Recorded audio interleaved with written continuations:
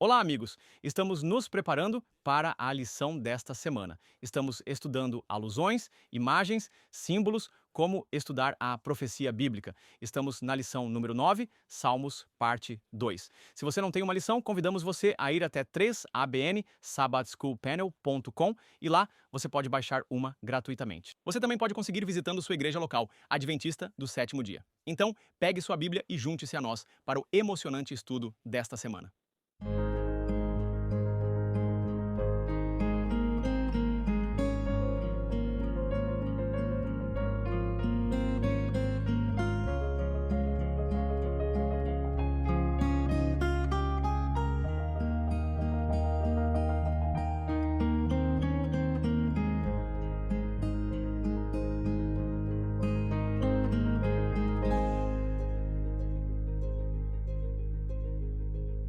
Olá, amigos, bem-vindos ao painel da Escola Sabatina 3ABN. Meu nome é John Denzi, é uma bênção e um privilégio estar com vocês durante esta hora de estudo da Palavra de Deus. Queremos incentivá-los a obter uma lição visitando o site 3abnsabbathschoolpanel.com para se juntar a nós para a lição desta semana, lição número 9 em Salmos, parte 2. E queremos agradecer suas orações e apoio financeiro que tornam possíveis programas como este. E 24 horas por dia, a 3ABN está pregando o Evangelho Eterno, seguindo a ordem de Deus para pregar as puras mensagens dos três anjos ao redor do mundo e o Evangelho Eterno. Agradecemos por tornar isso possível todos os dias, 24 horas por dia. Louvado seja o Senhor. Você está ajudando a trazer muitas pessoas a Jesus através de suas orações e apoio financeiro. Queremos apresentar a vocês a família do painel da Escola Sabatina 3ABN que está aqui. Temos o professor Daniel Perrin. Obrigado.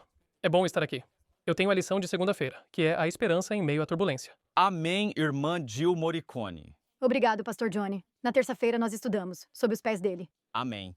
Pastor James Rafferty, o que você tem? Bom estar aqui, Johnny. Tenho a lição de quarta-feira que é intitulada Vinhos e Sangue. Irmã Shelley Quinn, o que você tem? Tenho a lição de quinta-feira para que a sua salvação seja conhecida. Amém. Você poderia nos conduzir em oração? Seria um privilégio para mim, Santo e Justo Pai. Agradecemos pelo privilégio de sermos seus filhos, que possamos chamá-lo de Abba, Papai. Pai, agradecemos pela sua palavra que nos revela e agradecemos, Pai, pela profecia que prova a sua palavra ao se cumprir, mas também agradecemos pelas profecias, Senhor, que Ajuda-nos a conhecer e nos preparar para o futuro.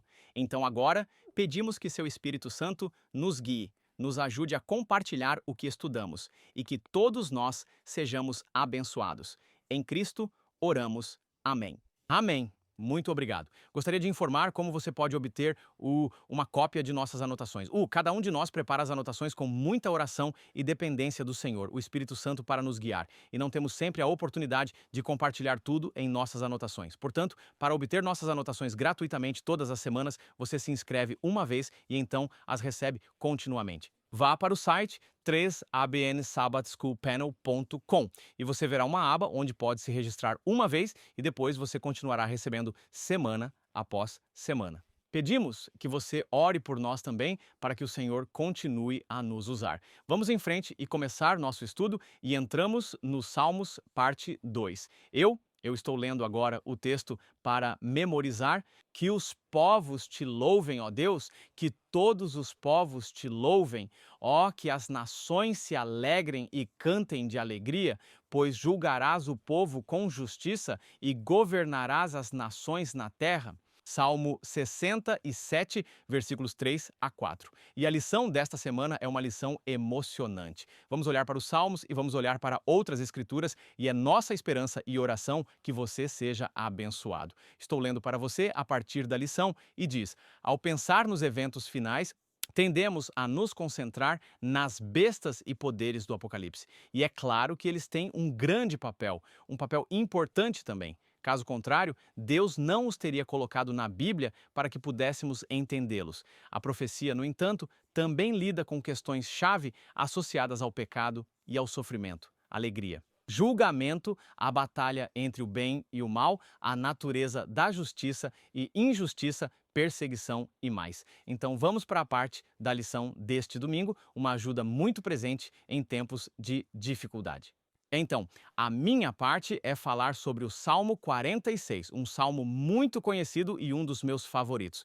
O Salmo 46 começa no versículo 1 com as seguintes palavras: Deus é o nosso refúgio e fortaleza, socorro bem presente na angústia. Uau, que começo para um desses salmos que estão cheios de informações e inspiração. Isso é poderoso. Note que ele diz que Deus é nosso refúgio. O que é um refúgio? Um refúgio é um lugar onde você está seguro, protegido de qualquer dano que possa vir. Onde quer que e de qualquer maneira que venha, quando quer que venha. Mas aqui diz que Deus é o nosso refúgio. Na terra, realmente não há refúgio a não ser em Deus. Deus há refúgio, mas não só há refúgio, há força. Encontramos força no Senhor. Ele nos dá força. E você lembra, pessoas como Paulo que disse: eu posso fazer todas as coisas através de Cristo que me fortalece. Ele nos fortalece.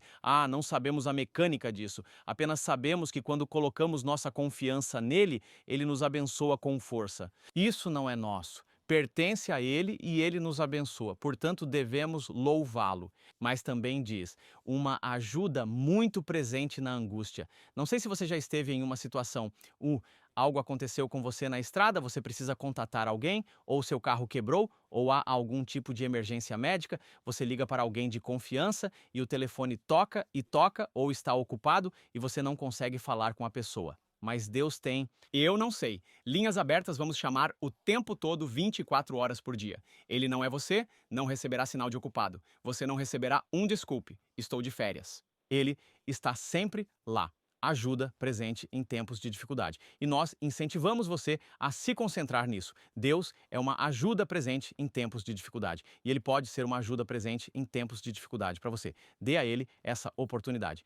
E, como já sabemos disso, passamos ao versículo 2. O versículo 2 diz: portanto, por causa disso, portanto, não temeremos. Uau, não vamos ter medo. Quais são alguns dos elementos ou razões pelas quais não teremos medo? E o que poderia acontecer? E isso trará medo mesmo que a terra seja removida. Muitas pessoas ficarão bastante assustadas quando virem a terra removida. E quanto a isso diz, e mesmo que as montanhas sejam lançadas ao meio do mar.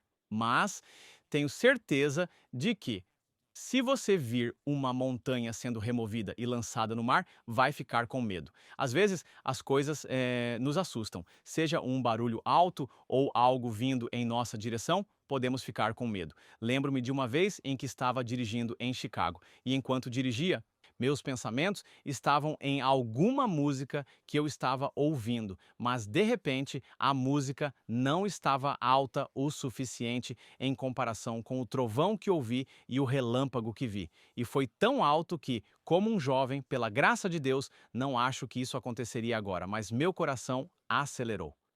E foi como se o Senhor dissesse algo para mim. Foi como: por que você tem medo? Eu estou com você. E foi como se eu percebesse que parecia que Deus falou comigo. Não ouvi uma voz, mas foi um pensamento tão forte que Deus estava me avisando: eu estou com você. E eu realmente senti uma serenidade, uma paz. E eu tenho que dizer: sim, Senhor, é verdade, você está comigo. E de repente, todo o medo desapareceu. Quando sabemos que o Senhor está conosco, confiamos que, independentemente do que vier, Ele nos guiará. Continuamos. Diz no verso 3: embora suas águas rujam e estejam agitadas, embora as montanhas tremam com inchaço. Outra imagem de perigo e problemas que poderia assustar qualquer um, mas não teremos medo porque Deus está conosco. Vou para o capítulo 16 de João, versículo 33 por um momento.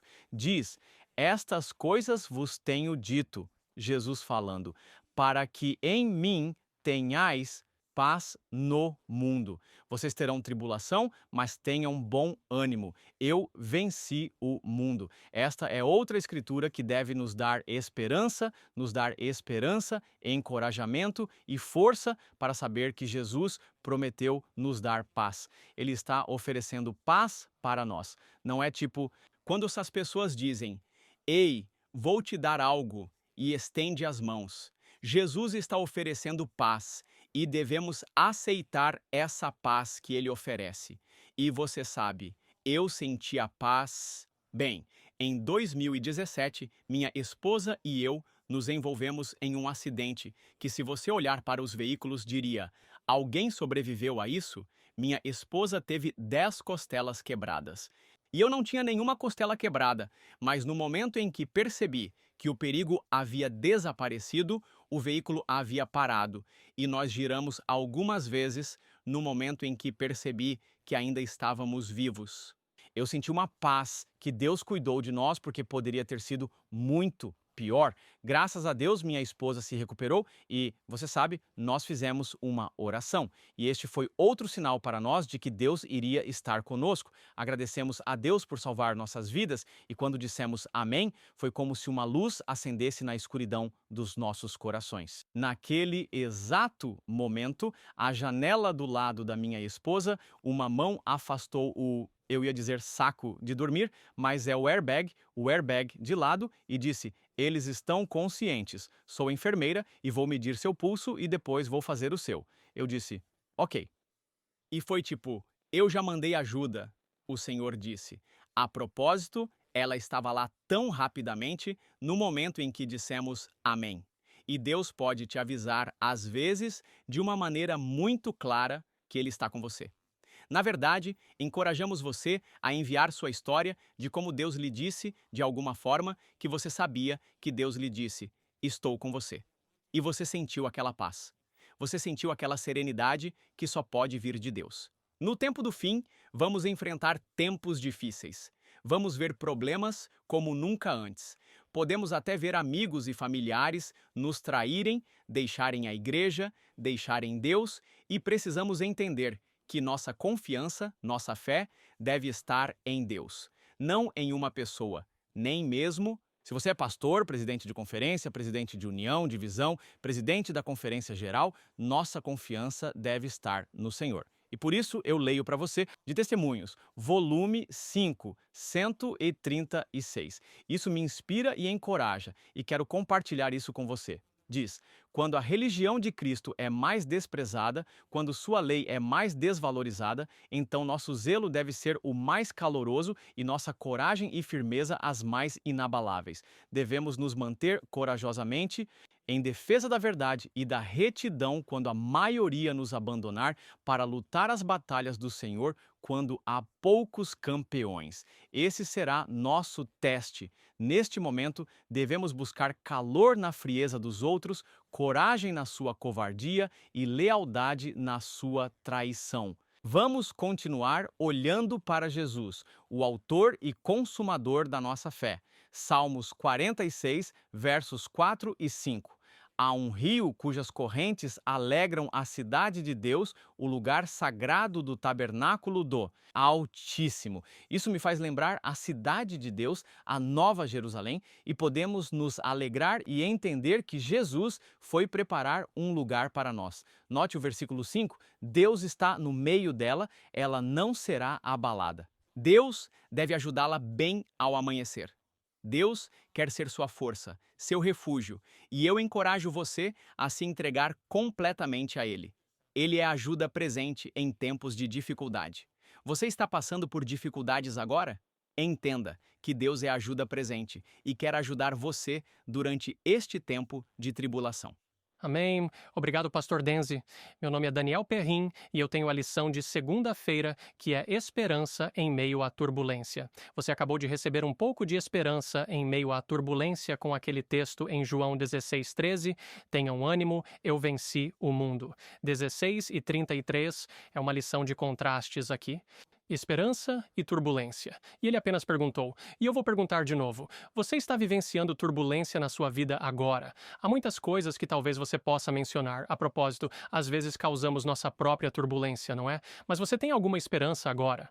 Precisamos de uma boa proporção de esperança para a angústia em nossa vida. Se tudo o que vemos é a angústia, é deprimente, é desencorajador. Mas se tudo o que vemos é a esperança e ignoramos qualquer sinal de problema, bem, podemos ser enganados na maneira como olhamos o mundo. Não tenho ideia do que está acontecendo nos próximos 4 meses. Sim, mas pode haver muita agitação que surge neste globo sobre a qual não temos ideia agora mesmo enquanto falamos sobre isso.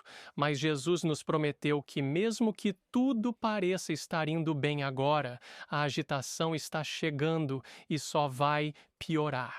Cada vez maior quanto mais nos aproximamos da segunda vinda de Jesus. Vai aumentar, não diminuir. Leia Lucas 21, ou Marcos 13, ou Mateus 24. Estes são os sermões de Jesus na semana antes de ele morrer sobre eventos do fim dos tempos, especialmente os versículos 8 e 9 de Mateus 24.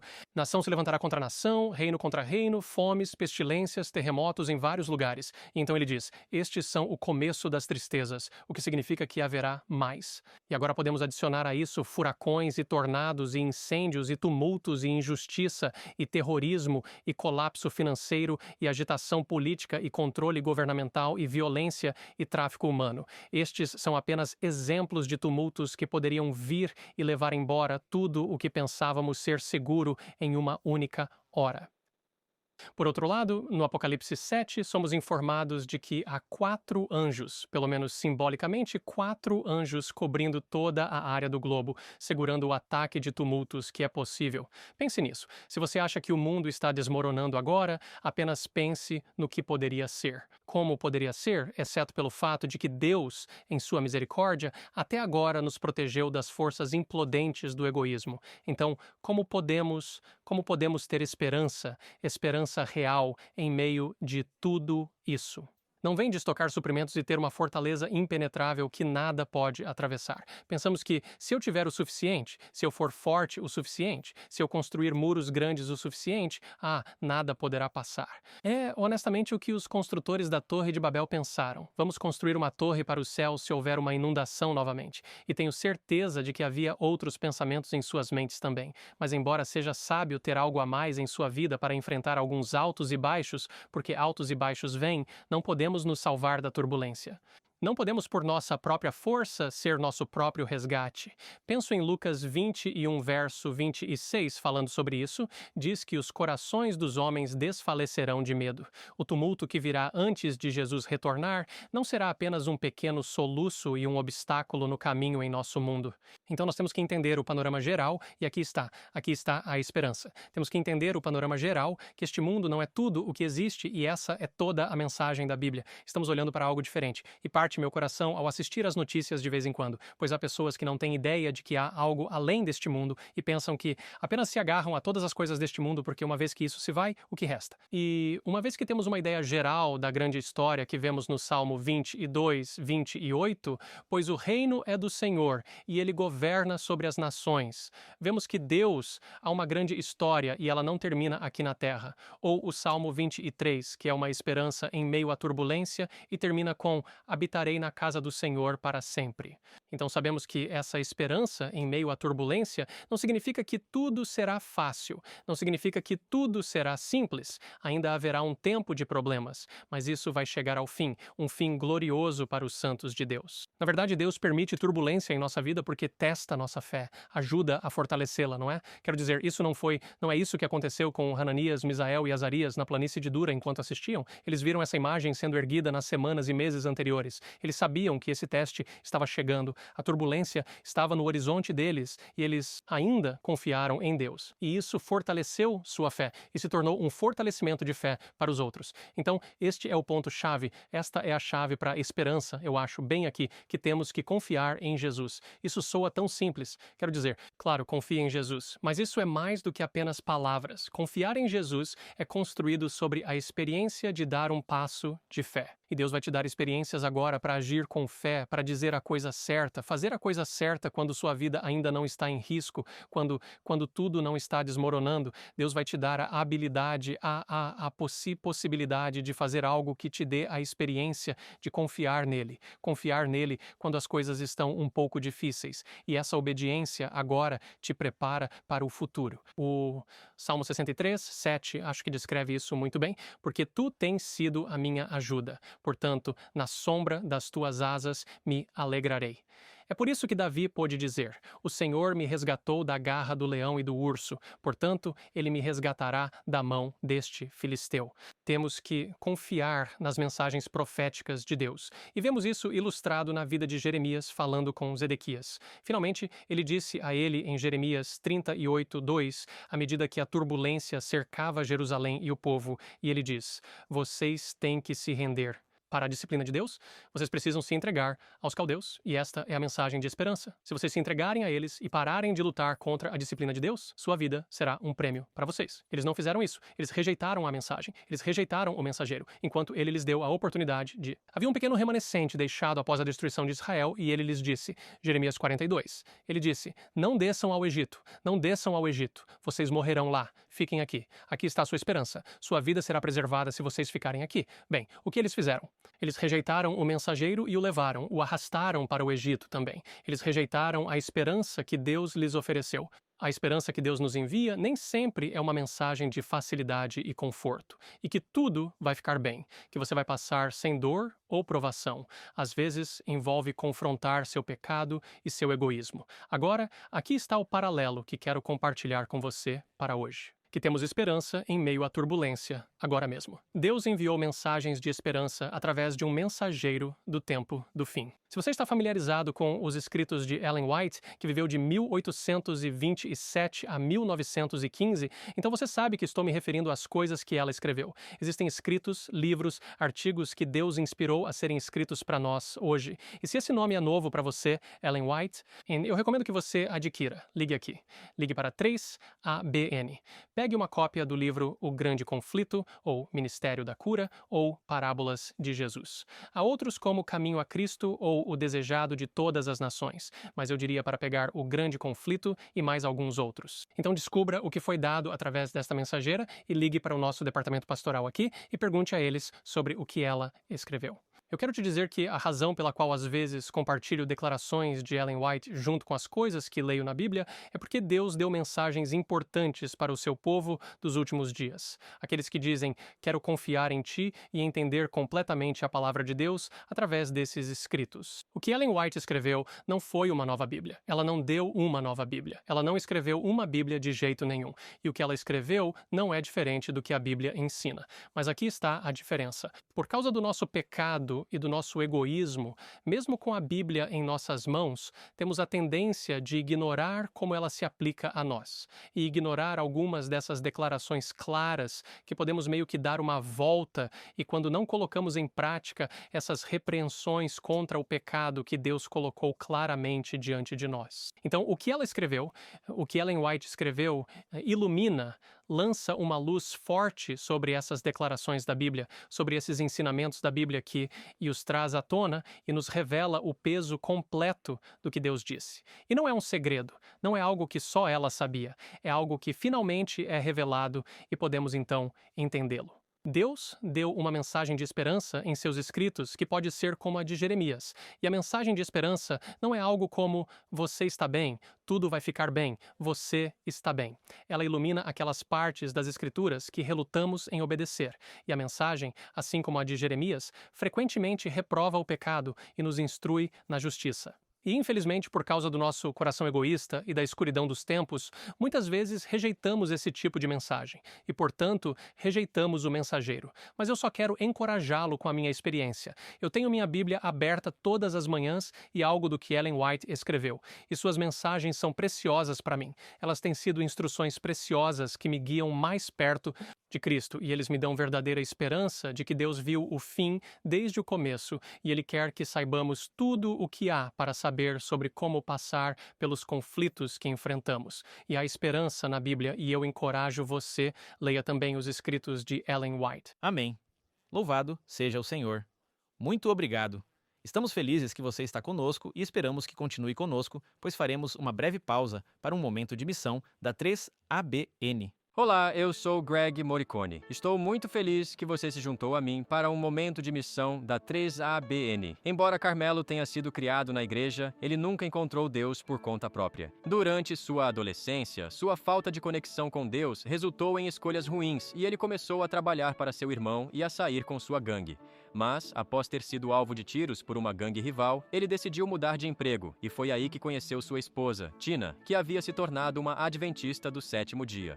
Depois, Carmelo se juntou ao exército e foi enviado várias vezes. Quando a Covid chegou, ele voltou do exterior e descobriu que Tina tinha colocado Deus em primeiro lugar na sua vida. Enquanto ele estava fora, ela parou de assistir televisão secular e estava assistindo apenas aos programas da 3ABN, Amazing Facts, e está escrito: ela também pediu a Deus que fizesse o que fosse necessário para salvar seu marido.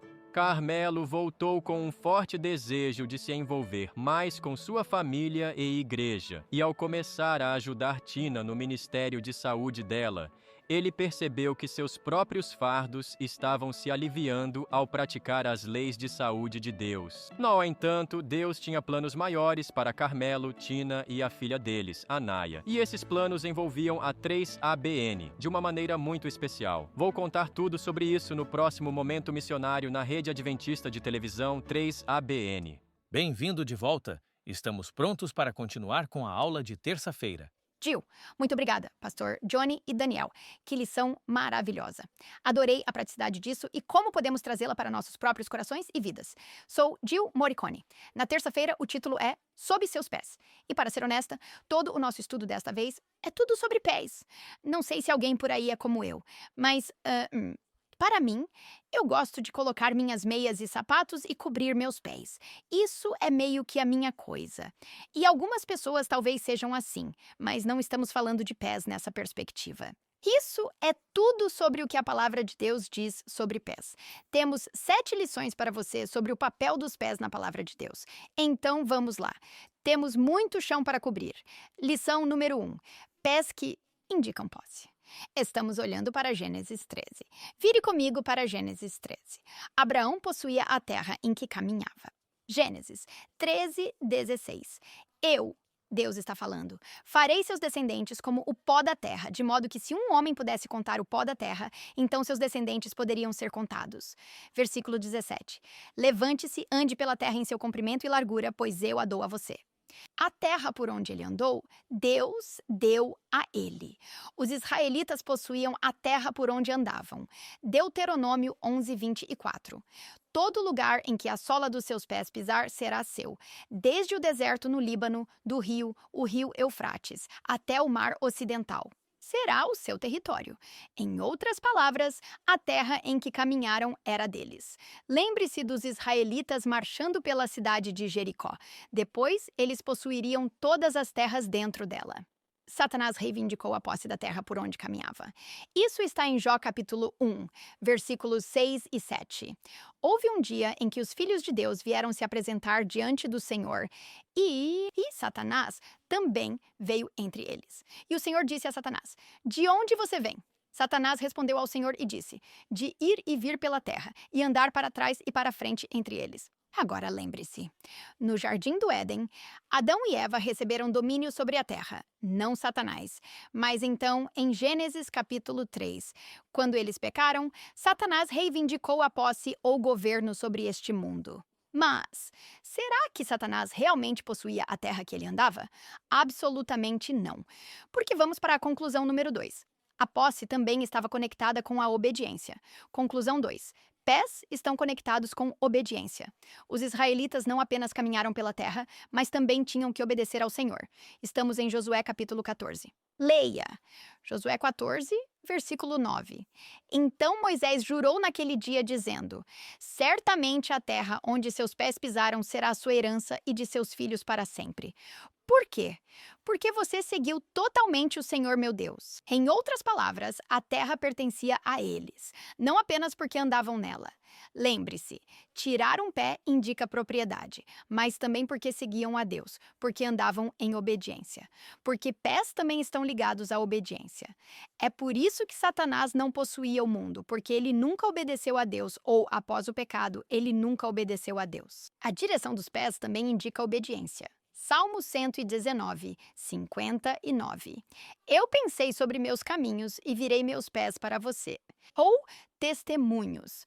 Veja, podemos voltar nossos pés para a lei, para a palavra de Deus, e isso indica obediência. Provérbios 4, 27. Não se desvie nem para a direita nem para a esquerda. Afaste seu pé do mal.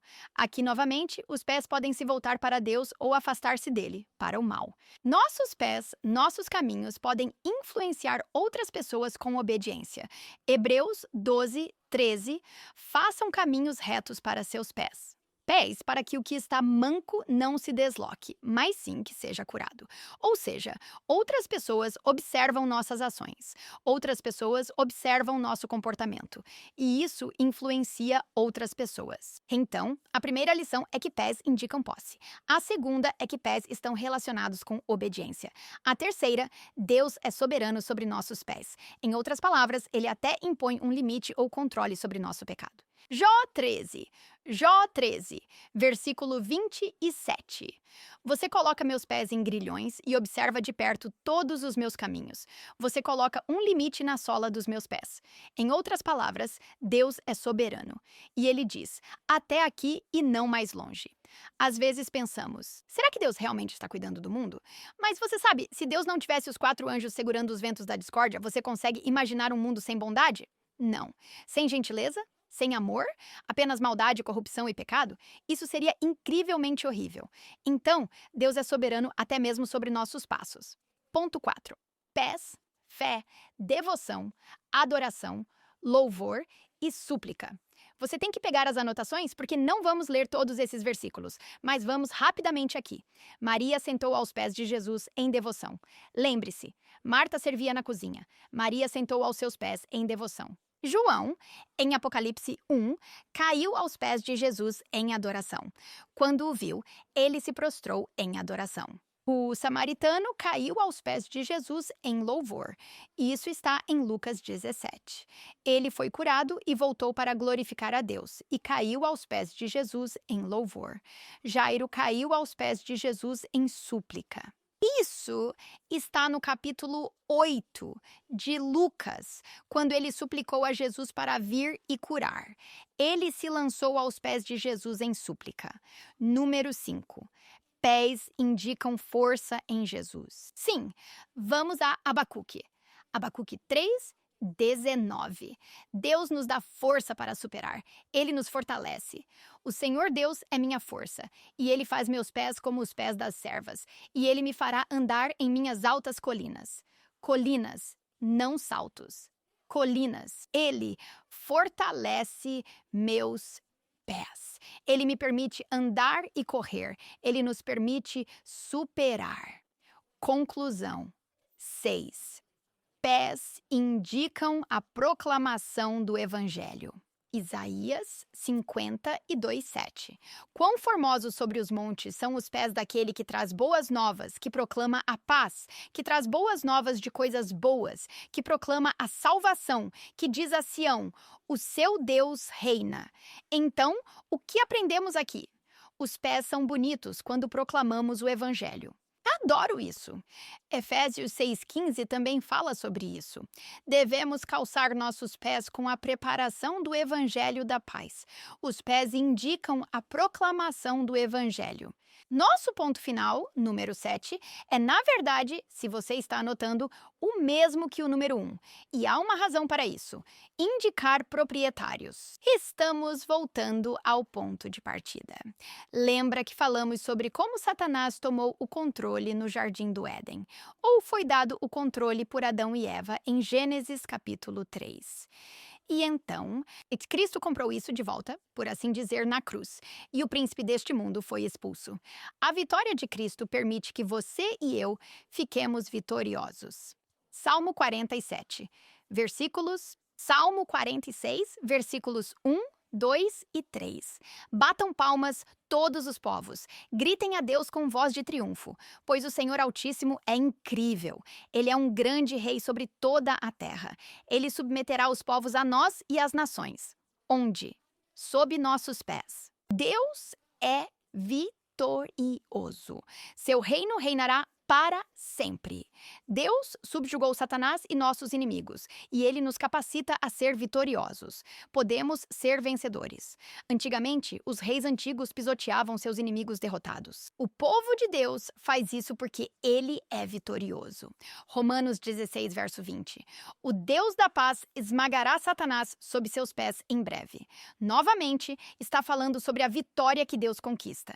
E porque ele é vitorioso, você e eu podemos ser vitoriosos também. Bem, nossa escritura final é Zacarias 14. Isso fala sobre Cristo sendo vitorioso no fim. Zacarias 14, 4. Naquele dia, a segunda vinda. Terceira vinda, com uma nova Jerusalém. Seus pés estarão no Monte das Oliveiras, que fica em frente a Jerusalém no leste, e o Monte das Oliveiras será dividido em dois de leste a oeste, formando um vale muito grande. Metade da montanha se moverá para o norte e metade dela para o sul. Pule para o versículo 9. E o Senhor será rei sobre toda a terra. Naquele dia será o Senhor é um e seu nome um. Você entendeu isso? Jesus coloca seus pés em tudo sobre o qual ele é vitorioso. E no final, ele será nosso rei conquistador, porque ele tem posse e porque ele alcançou a vitória. Você e eu podemos ter vitória também. Amém. Amém. Obrigado, Gil. Louvado seja Deus. A lição de quarta-feira é intitulada Vinho e Sangue, e vamos olhar para o Salmo 75 e Mateus 26 e Apocalipse 14, 9 a 12.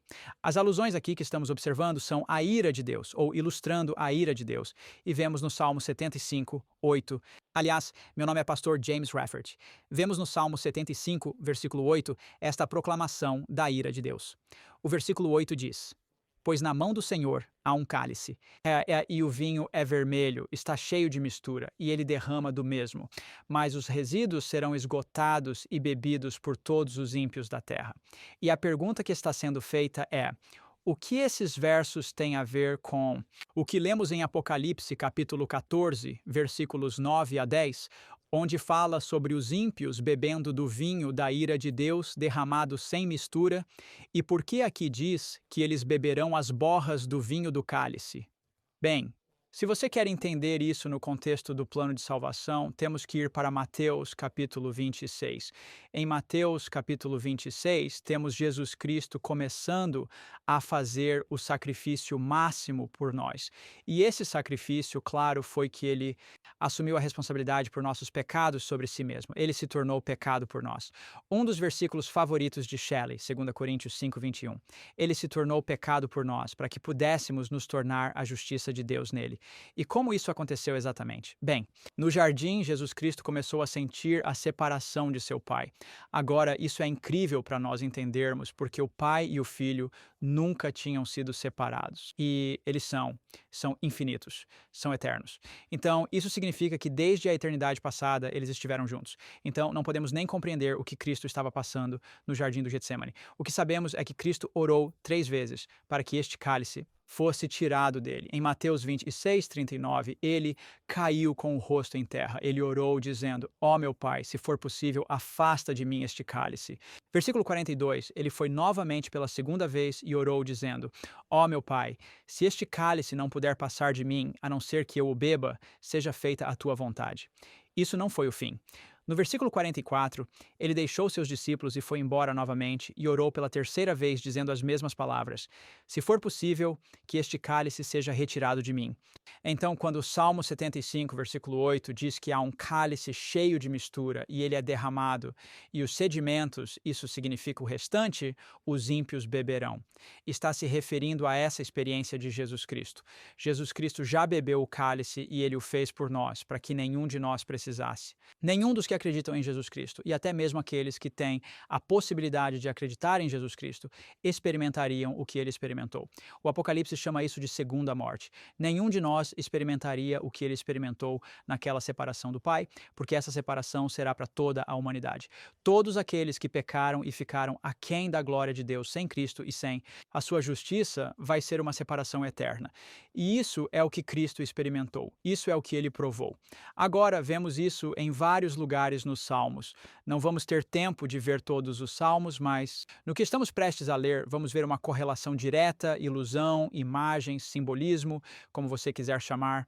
Vamos ver uma conexão direta com as declarações proféticas do Apocalipse, especialmente as mensagens dos 3 anjos e aquela mensagem do terceiro anjo, a taça do vinho da ira de Deus. Salmo 77, 1 a 4, e ao começarmos aqui, só quero encorajá-lo. Seria muito bom para você pegar os Salmos e lê-los como se Deus estivesse falando sobre sua própria experiência em Jesus Cristo. E quando você os ler dessa forma, vai encontrar percepções sobre o que Cristo passou que talvez nunca tivesse visto antes. Então, ao lermos esses Salmos, pense nisso como o que Cristo está experimentando em sua vida, pelo menos emocionalmente, se não fisicamente. Clamei ao meu Deus, Salmo 77, 1. Com minha voz, sim, ao meu Deus com minha voz, e ele ouviu-me. Verso 2.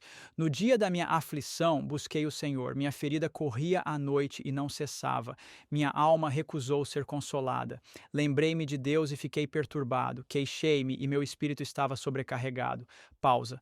Você mantém minhas pálpebras abertas, estou tão aflito que não consigo falar. Agora pense nisso, eu me lembrei de Deus e fiquei perturbado. Normalmente lembramos de Deus e não ficamos perturbados, mas essa é a experiência dos ímpios. Eles se lembram de Deus e isso os perturba porque não têm esse relacionamento, porque estão separados de Deus. E Jesus Cristo está experimentando isso. Ele está tão perturbado que não consegue falar. No jardim do Getsemane, ele mal conseguiu falar. Ele estava tão perturbado, ele estava sobrecarregado.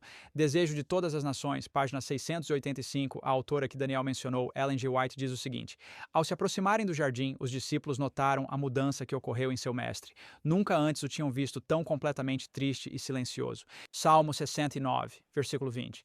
A reprovação quebrou meu coração. Estou cheio de tristeza. Procuro alguém para ter piedade, mas não há ninguém, e conforto, e não encontrei nenhum. Falamos sobre como ele foi 3 vezes e orou. Bem, ele deixou os discípulos. Ele estava pedindo aos discípulos para orarem com ele. Então ele foi e orou e depois voltou para os discípulos e adivinha o que ele encontrou? Ele os encontrou dormindo. Estavam dormindo na vigília mais importante de sua vida. Os discípulos estavam dormindo. E então, eventualmente, ele teve pena deles. E claro, é isso que Deus está nos chamando a fazer, ter o mesmo Espírito de Cristo para ter piedade dos outros. E então, o Salmo 39 é o nosso próximo. Salmo 39, versículos 12 e 13. Novamente, leia estes versículos como se Cristo estivesse falando de sua própria experiência. Ouve a minha oração, ó Senhor, versículo 12 do Salmo 39. Dá ouvidos ao meu clamor, não fiques em silêncio às minhas lágrimas, porque sou estrangeiro contigo e peregrino como todos os meus pais foram. Poupa-me para que eu possa recuperar minhas forças, antes que eu parta e não exista mais. É isso que Cristo está pensando, é essa a emoção que ele está sentindo. Ele sente que quando entrar naquela escuridão, naquele túmulo, não vai sair de lá. Ele não conseguia ver através das escotilhas do túmulo. Isaías 88 continua esse mesmo dilema. Verso 1, ó Senhor, Deus da minha salvação, eu clamei dia e noite diante de ti. Verso 2, Salmo 88.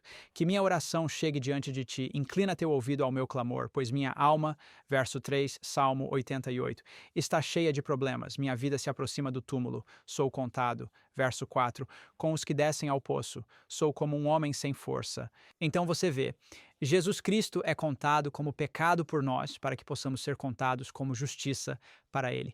E é isso que os Salmos estão trazendo. Estas são as declarações proféticas. Esta é a linguagem profética ou imagens dos Salmos. Tudo bem? Salmo 69, versículos 1 a 4.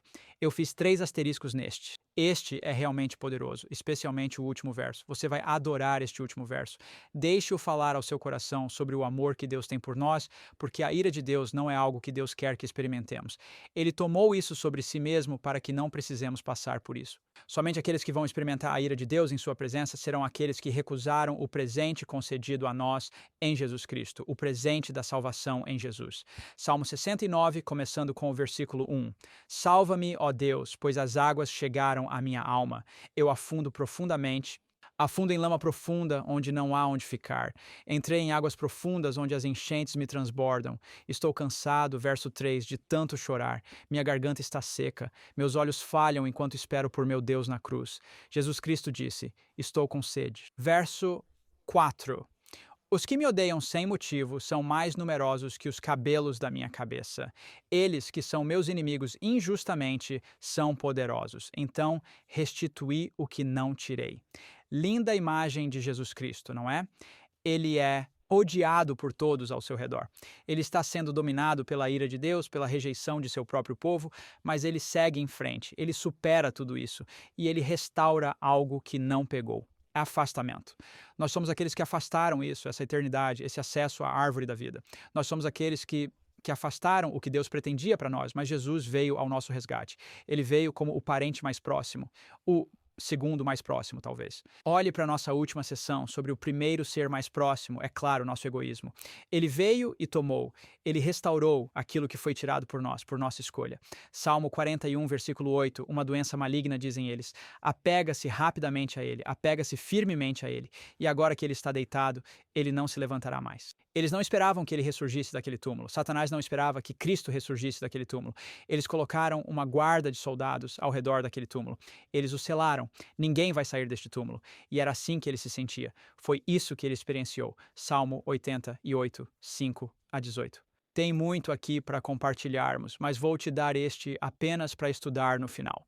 Você vai querer olhar para esses salmos novamente e ver como eles se relacionam com a experiência que Cristo teve quando estava nesta terra. Não apenas a experiência física, mas a emocional que ele passou. Sim, existem os salmos que ele foi perfurado em suas mãos e pés, definitivamente falando sobre sua experiência física. Mas nestes salmos, vemos a luta emocional que Cristo passou por nós, porque, convenhamos, o pecado traz tormento emocional e culpa ao nosso próprio coração. E às vezes o físico não é nada comparado ao emocional. É por isso que tentamos escapar para o vício e para as drogas, porque queremos fugir dessa turbulência emocional. Cristo experimentou isso por cada um de nós. Deixe-o levar o seu e dar-lhe o presente da salvação. Amém. Louvado seja o Senhor. Muito obrigado a cada um de vocês por suas belas lições. Meu nome é Shelley Quinn e nossa lição de quinta-feira, para que sua salvação seja conhecida. Bem, todos os cristãos são chamados a tornar conhecida a salvação do Senhor a cada língua, tribo e povo. É um dever sagrado e foi confiado a nós por nosso Salvador, Jesus Cristo. Conhecemos a grande comissão, Mateus 28, versículos 19 e 20, onde ele disse: "Ide fazer discípulos de todas as nações, batizando-os em nome do Pai, do Filho e do Espírito Santo, ensinando-os a obedecer todas as coisas que vos tenho ordenado. E eis que estou convosco todos os dias, até os confins da terra." É nosso privilégio compartilhar a esperança. É nosso privilégio os pés que são belos nas montanhas, mas somos chamados a proclamar seu amor, sua misericórdia e seu julgamento. E isso enfatiza, em toda a Escritura, enfatiza o amor universal, o alcance da graça de Deus a cada nação, língua e tribo. Então agora vamos estudar até o Salmo 67, versículos 1 a 7. O Salmo 67, versículo 1, começa e diz: "Deus seja misericordioso conosco e nos abençoe e faça seu rosto brilhar sobre nós." Você sabe o que significa aquela palavra Selá? Isso significa pausa. Medite sobre isso. Pense um pouco. Ele nos iluminará através do plano de salvação de Deus pela graça e justiça, pela fé em Cristo Jesus. Através da demonstração de amor abnegado, Deus se tornou um ser humano e morreu na cruz por nós. Para mim, ele foi nosso substituto, pagou nossa pena. E quando você pensa da humildade que foi necessária para assumir nossa carne, para sempre. Você realmente vai reestudar isso. Isso me faz ficar em santa admiração de Deus, porque Ele morreu por nós enquanto ainda éramos pecadores, e Ele nos atrai com seu amor. Você não precisa abrir lá, porque vamos ficar no Salmo, mas Oséias 11, no versículo 4. Eu amo isso. Deus diz: eu os atraí com cordas suaves, com laços de amor, e fui para eles como aqueles que tiram o jugo de sobre o seu pescoço. Quando Jesus disse: venham a mim, vocês que estão cansados e sobrecarregados, eu lhes darei descanso. Tomem meu jugo. Ele está tomando, você sabe, você pensa em um elefante e uma formiga atrelados juntos. Aqui está essa pequena formiga, aqui está o elefante. Se eles estão atrelados juntos, quem está carregando a carga? É isso que acontece. Ele levanta nosso jugo e então ele diz: eu me inclinei e os alimentei. No plano de salvação, Deus providenciou um meio para que pecadores sejam readmitidos em sua presença gloriosa, imediata, sem serem destruídos por sua glória. Lembre-se, ele disse que ninguém pode ver seu rosto e viver, mas agora, através da cruz de Cristo, isso torna possível que Deus brilhe seu rosto sobre nós. Então, vamos continuar. Salmo 67. Deus seja misericordioso conosco, nos abençoe, faça seu rosto brilhar sobre nós. E então, o verso 2 começa com isso. Esta é uma declaração de propósito. Faça o seu rosto brilhar sobre nós, para que o seu caminho, Senhor, para que seja conhecido na terra salvação entre todas as nações.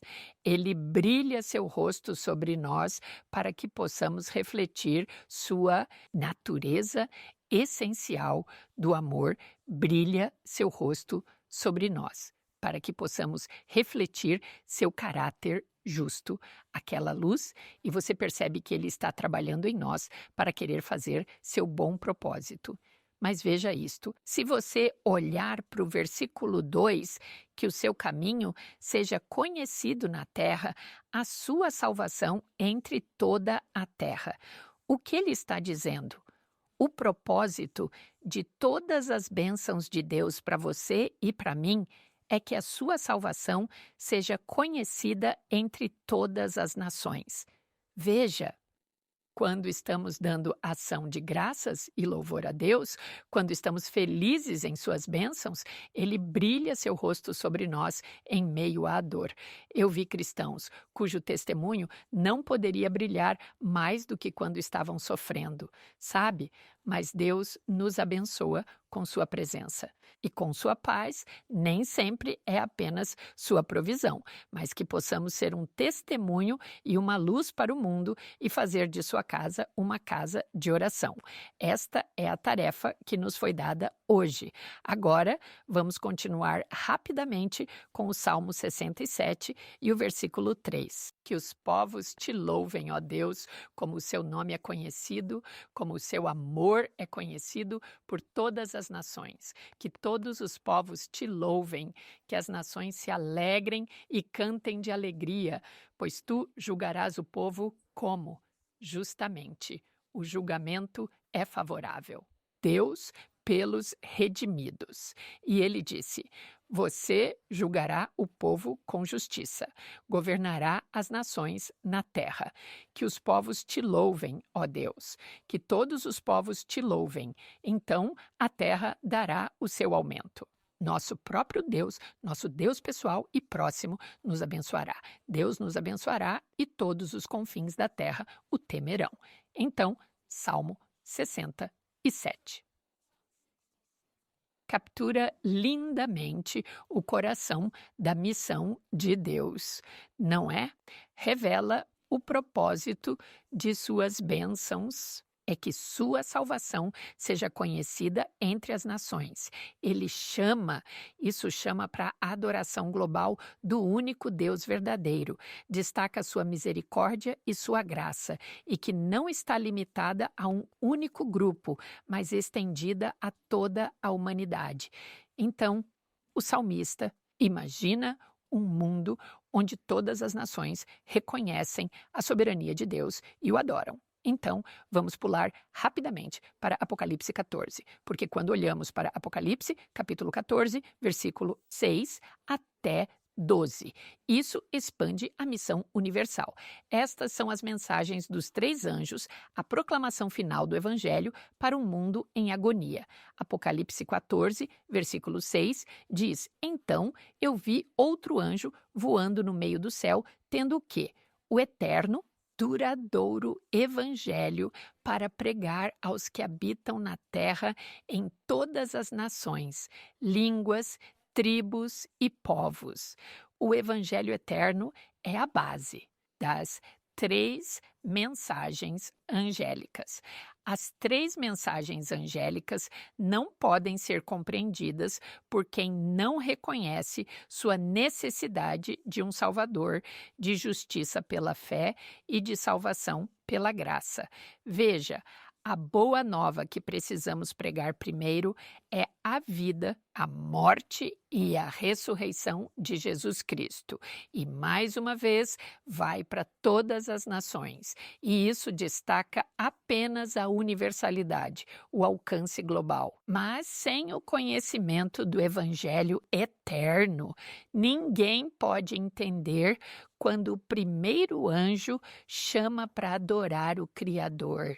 Eles não entendem isso. Veja, o primeiro anjo está nos lembrando da nossa responsabilidade para com o nosso Deus Criador, que nos amou tanto que morreu por nós. O segundo anjo avisa sobre a queda da Babilônia e os falsos sistemas de adoração que afastam as pessoas de depender de Deus.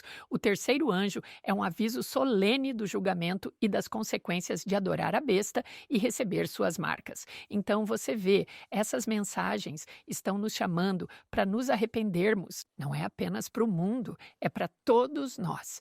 Nos chama a um relacionamento mais profundo com o Senhor e este é o coração e a missão da Igreja Adventista do Sétimo Dia, não é? Os 3 anjos. Portanto, passos práticos, muito rapidamente, para cumprir a missão. Testemunho pessoal, evangelismo corporativo, discipulado, missões globais, mas a urgência da missão nos chama a nos dedicarmos, depender totalmente do Espírito Santo, porque Deus não nos deixa fazer isso sozinhos. Ele nos dará poder para transmitir sua mensagem. Certo. Muito obrigado. Você ouviu a voz de Shelley Quinn, pastor James Rafferty, irmã Joe Moricone e Daniel Perrin. E agora temos um tempinho para você compartilhar um comentário final. Sabe, quando estamos no meio de turbulências e os mensageiros de Deus nos confrontam com nossos pecados e nos dão uma mensagem de arrependimento, isso é uma mensagem de esperança, porque significa que Deus ainda está intercedendo por nós. Deus ainda está nos chamando para Ele. Então, não ignorem qualquer mensagem de arrependimento que ouvirem. Enquanto falamos sobre o papel dos pés na palavra de Deus, quero apenas encorajá-lo a se prostrar aos pés de Jesus em devoção, súplica e intercessão e em louvor. E quando fazemos isso, somos então capacitados a ficar de pé em vitória. Sabe, né, os apóstolos, os discípulos de Cristo não entenderam o que ele passou, né, os sofrimentos que ele suportou.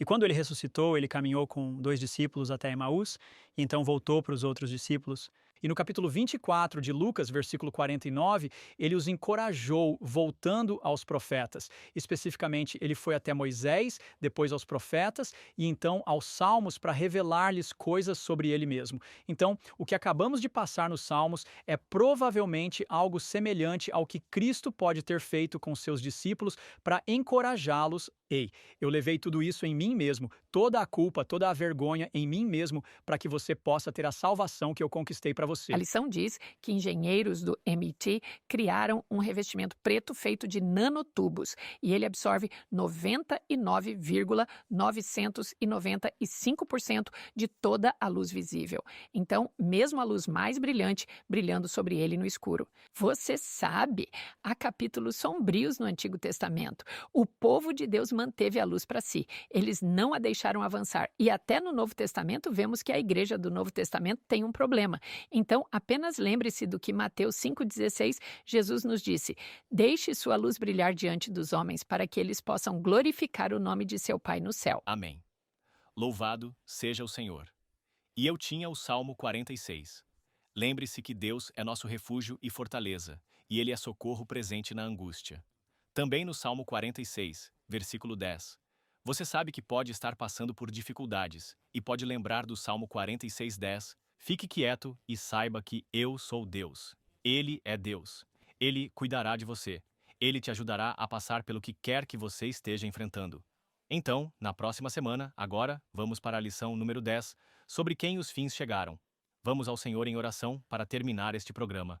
Nosso bondoso Pai Celestial, muito obrigado pelas palavras que ouvimos, que incentivo, que esperança temos em Jesus. Oramos para que nos ajude a considerar essas coisas e colocá-las em prática, confiando em você. Em nome de Jesus. Amém.